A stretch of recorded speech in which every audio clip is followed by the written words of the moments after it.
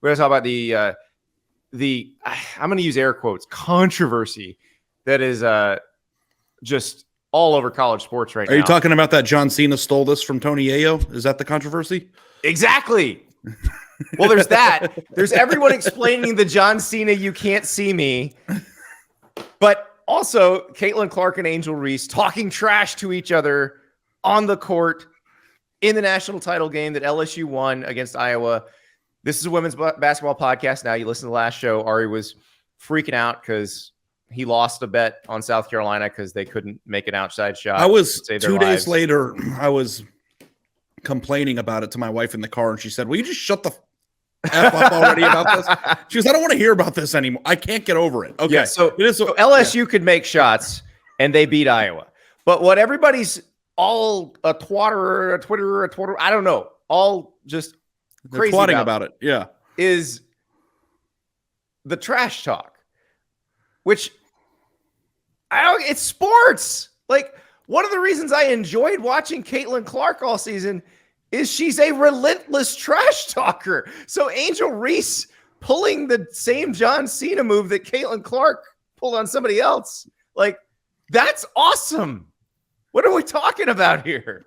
Yeah, the thing that is the reason why it's a problem, and it's not so much the trash talk. I think people are upset that people received Angel's version of it differently than Caitlin Clark's. So that's what people are actually arguing about. I think like whether or not it's tasteless or not, whatever. Like, that is the dumbest thing in the world. The second part is, why do you receive it one way with this person, don't receive it the same way with the other? Right. And I know that Angel Reese's went on longer, and she was doing this and following around. Her ring finger, which, by the way, if you watch their Elite Eight game, she also did that when they won that game.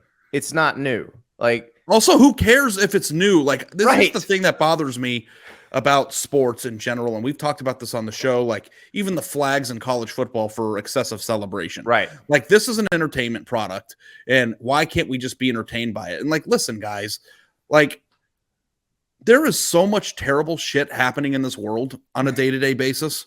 Like, when you think about, like, the actual stuff that should be upsetting you, and probably does, like, in the grand scheme of everything, like, does how a person celebrates winning a national championship really even garner that much attention?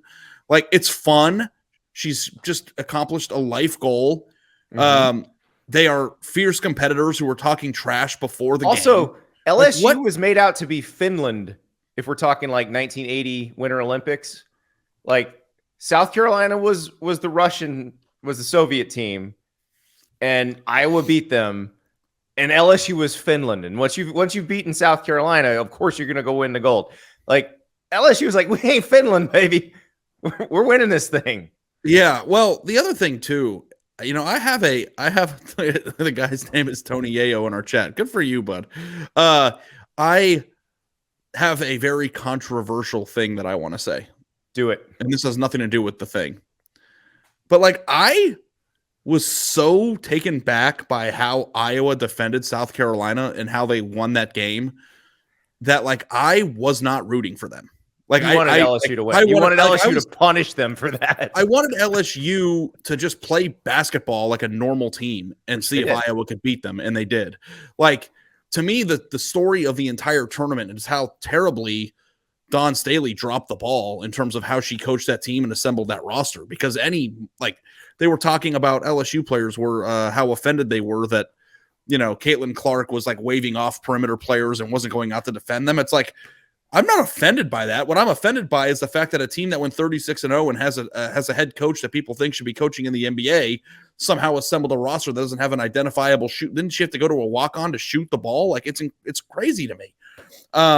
So, like, and I also think that Caitlin Clark is the best female basketball player I've ever seen play. And granted, I'm not a huge woman college basketball expert.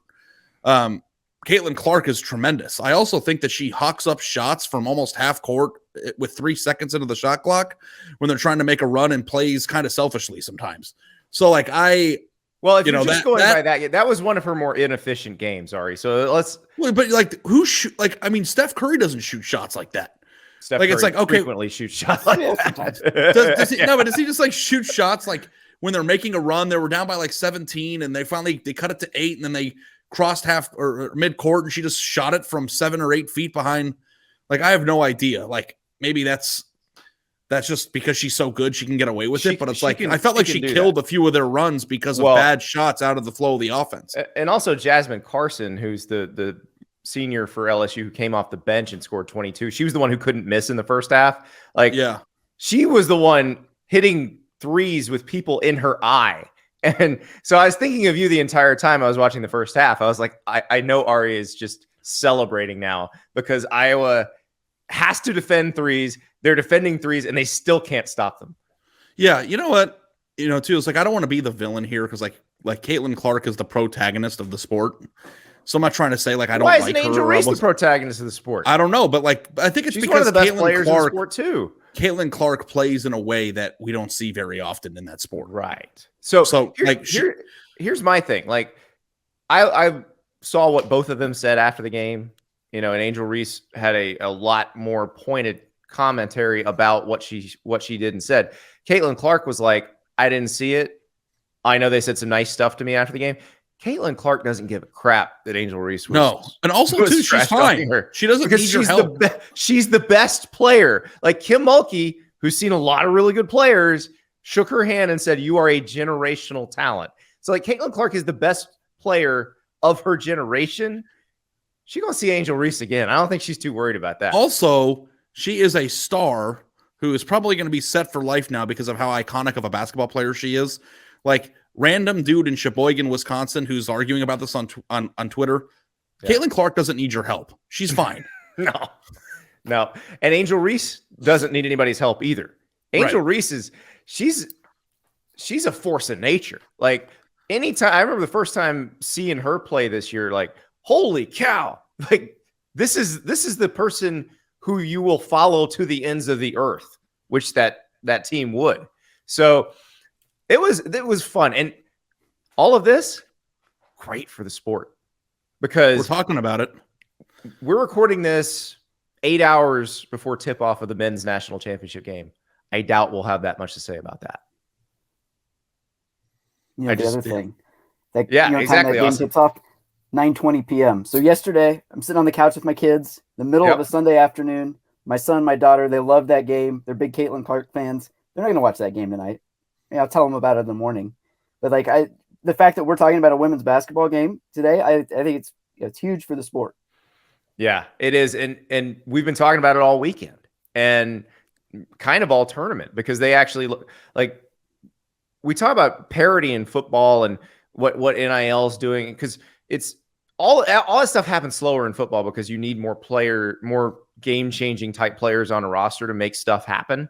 But we're seeing it faster in basketball. And like we saw 2 number 1 seeds go down in the second round in the women's tournament this year. Like that never happens. Well, here's a good litmus test for you guys. Who do you think the biggest star is in men's college basketball this year?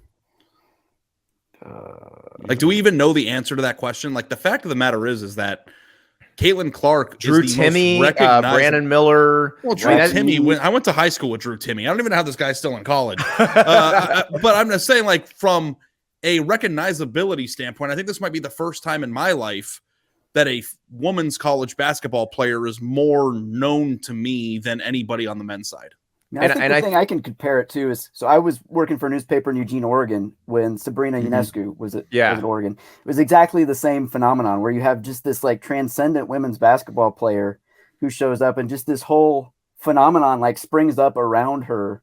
And it's something about that sport. I think if you have a player at that position who can just like elevate themselves into that position, just something about the game, a player I think can take over the game in that sport, maybe in a different way than in the men's game. And I think it lends itself to these really great stories like a Caitlin Clark or Sabrina. Well, and Sabrina got robbed of her NCAA tournament. Her Caitlin Clark moment might have won. Didn't happen because of COVID, which is like a travesty, but it's fascinating to me. It really is. And I do think with women's basketball, because the best players are going to stay probably 3-4 years at school, they have a chance to build stars probably better than the men's game. Now, the men's game is going to have players that say, like Oscar Tshiebwe. I don't think he's announced a decision yet. Like, he may be back at Kentucky next year because there are going to be certain kinds of players who aren't obvious NBA guys. And, well, Austin, here's an example. Hunter Dickinson, in the portal, you covered him at Michigan, just entered the portal. Like, it's crazy. Yeah, if you're a 7'2" big man in college basketball who's like not super athletic, then your best fit is to be in college and to make a bunch of money from NIL and like to live it up in college, which Hunter Dickinson did for 3 years at Michigan. And now he's going to go somewhere else for a year and do it somewhere else. And like, he'll have a pro career. He'll play, maybe overseas, or, maybe he'll catch on to an NBA roster, but like, he'll never have it better than he has it right now in college basketball. It is interesting because I do think we're actually going to be able to see stars get built up more in college basketball now. And there will be recognizable names, and it'll be more like football where we have guys who have to stay minimum 3 years. Some of them stay 4 or 5, and it'll be maybe a little bit more like what we remember when we were kids from college. But like, I remember, I wasn't a kid, and I think I was out of college when this happened, but remember the outrage when Corey Maggette left Duke after 2 years. Like, what are you even doing? How could you leave? Or Elton Brand. Like, how could you leave and go pro? But now it's just like the best player, of course they leave after a year. But now they're the best player, might not. They might. Armando Bacot's sticking around another year in college basketball.